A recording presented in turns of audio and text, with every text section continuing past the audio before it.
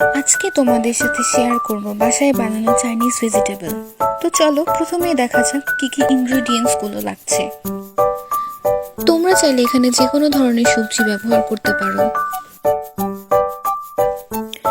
এরপর সামান্য জলে লবণ দিয়ে ফুলকপি, পাতাকপি ও বরবটিগুলো হালকা সেদ্ধ করে নেব।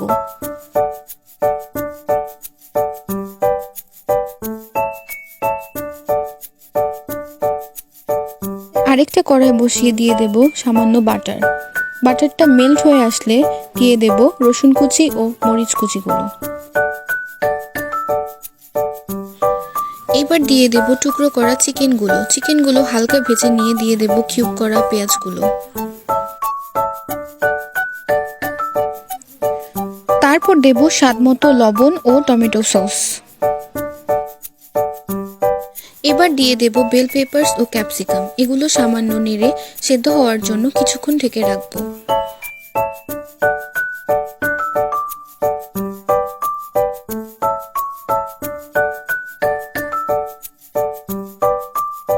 সেদ্ধ হওয়ার পরে ঢাকনাটা উঠিয়ে একটু হালকা নেড়েচেড়ে দেব।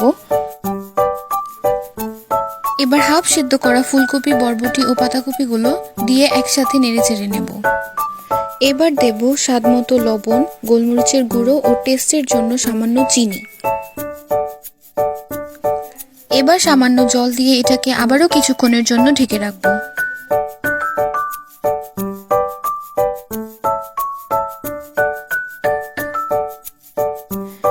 এখন জলে সামান্য কর্নফ্লাওয়ার গুলিয়ে এর মধ্যে দিয়ে দেব, যাতে একটা থিকনেস ভাব চলে আসে, দেখতেও খুব সুন্দর লাগে।